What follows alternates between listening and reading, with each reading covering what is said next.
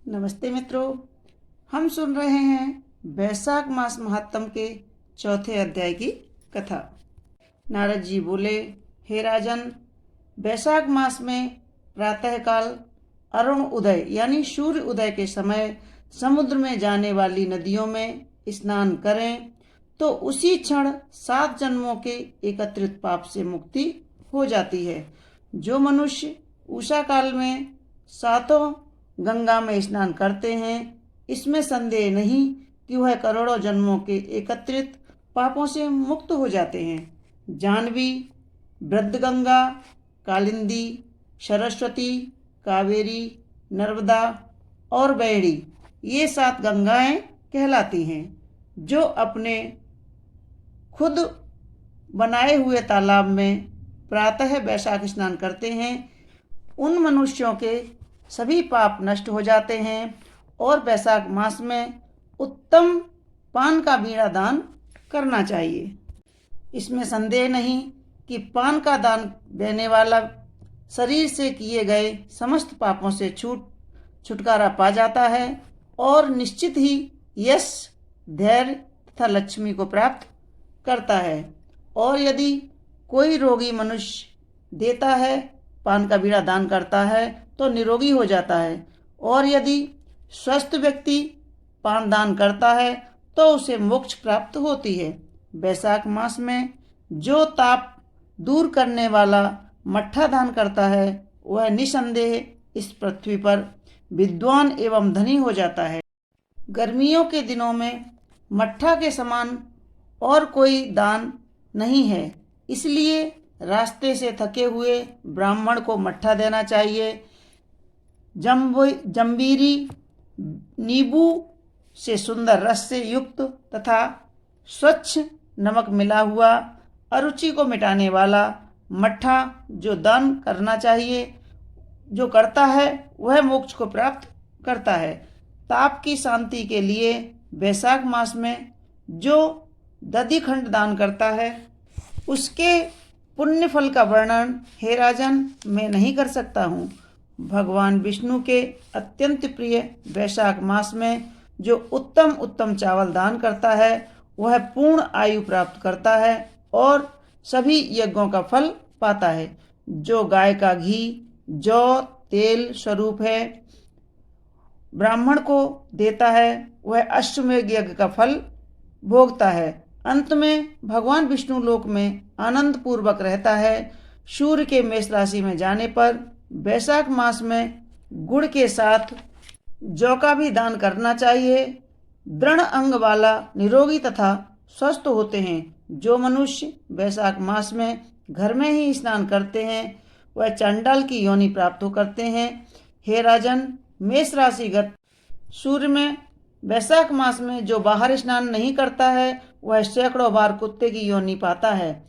जो व्यक्ति बिना स्नान किए एवं बिना दान दिए ही वैशाख मास बिताता है, वह अवश्य ही पिशाच योनि में जाता है और उसकी अधोगति होती है।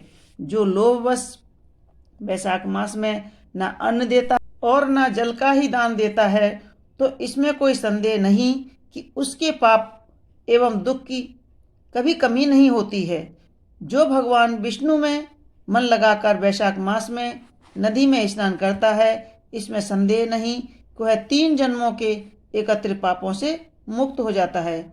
यदि प्रातःकाल सूर्य उदय के समय समुद्र में जाने वाली नदियों में स्नान करे तो उसी क्षण 7 जन्मों के एकत्रित पापों से मुक्ति हो जाती है। जो मनुष्य उषा काल में 7 गंगाओं में स्नान करते हैं, इसमें संदेह नहीं कि वह करोड़ों जन्मों के एकत्रित पापों से मुक्त हो जाते हैं।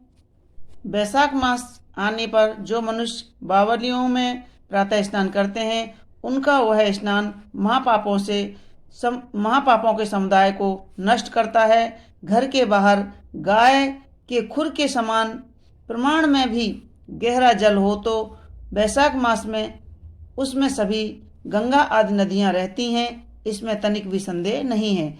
और इस प्रकार की बुद्धि रखते हुए मनुष्य सभी तीर्थों से अधिक फल पाता है। हे राजन, रसों में दूध श्रेष्ठ है और दूध से दही और दही से मट्ठा, मट्ठे से घी। जिस प्रकार तेज युक्त है उसी प्रकार सभी मासों में कार्तिक मास श्रेष्ठ है और कार्तिक मास में माघ मास उत्तम है एवं माघ मास से भी वैशाख मास उत्तम है। इस मास में किया गया धर्म बरगद के बीज के समान बढ़ता है। धनी अति दरिद्र अथवा परवश में रहने वाला किसी भी परिस्थिति का मनुष्य जो कुछ भी वस्तु प्राप्त कर सके उसे ही ब्राह्मण को दान देना चाहिए। कंदमूल, फल, साग, नमक, गुड़, काठ, पत्ता, जल अथवा मट्ठा, इनमें से जो भी कुछ मिले दान देना चाहिए। वह अंत में पुण्य के लिए होता है। ब्राह्मण आदि देवता लोग भी बिना दिए हुए कुछ पा नहीं सकते हैं, न पाते हैं। जो व्यक्ति दान नहीं करता वह दरिद्री हो जाता है और दरिद्री होने के कारण पाप करता है तथा पाप से अवश्य ही नरक में जाता है। इसलिए सुख और कल्याण चाहने वाले को दान देना चाहिए। दान करने वाला व्यक्ति पाताल लोक या स्वर्गलोक में कहीं भी दुख नहीं पाता है। वह व्यक्ति कभी भी गर्भ में नहीं आता है और ना ही माता का स्तन पान का उसे अवसर आता है। वैशाख मास में जो कांसे के बर्तन में भोजन करता है और उत्तम कथाओं को नहीं सुनता है तथा ना तो प्रातः स्नान ही करता है और ना ही दान देता है, वह नरकों में जाता है। हो सकता है कि हजारों ब्रह्म हत्याओं के पाप कभी किसी प्रकार शांत ना हो सके, किंतु वैशाख मास में जिसने स्नान नहीं किया उसका तो वह पाप नहीं जाता है। शरीर स्वतंत्र ही है तथा जल भी स्वतंत्र ही बहते हैं और जीव भी परम स्वतंत्र है। ऐसी स्थिति में हरि यह शब्द जो 2 अक्षर का उच्चारण है करने मात्र से अवश्य करना चाहिए। जो कोई नीच मनुष्य इस पवित्र वैशाख मास में स्नान नहीं करता है वह जीवित रहने योग्य ही नहीं है, मरा हुआ सा होता है। वैशाख मास में भगवान विष्णु की पूजा जिस प्रकार भी फूल से जो भी बन सके अवश्य करना चाहिए। जो कोई नीच मनुष्य इस पवित्र वैशाख मास में स्नान नहीं करता है वह जीवित रहते हुए भी मरा जैसा है। जो व्यक्ति भगवान विष्णु के प्रिय वैशाख मास में तुलसी के पत्तों से विष्णु भगवान की पूजा करता है वह इस लोक में सर्वाभोग होकर करोड़ों जन्म तक सभी सुख भोगता है और अंत में अपने करोड़ों पूर्वजों का वंशों के साथ भगवान विष्णु के सानुज्य युक्त प्राप्त करता है। जय श्री हरि विष्णु। मित्रों, यह थी वैशाख मास के 4थे अध्याय की कथा। आपको हमारी कथाएं कैसी लगती हैं हमें कमेंट्स बॉक्स में ज़रूर लिखें और हमारे वीडियो को लाइक करें और प्लीज़ सब्सक्राइब अवश्य कर लें ताकि आने वाली आगे की कथाएं इसी तरह हम आपको सुनाते रहें। धन्यवाद।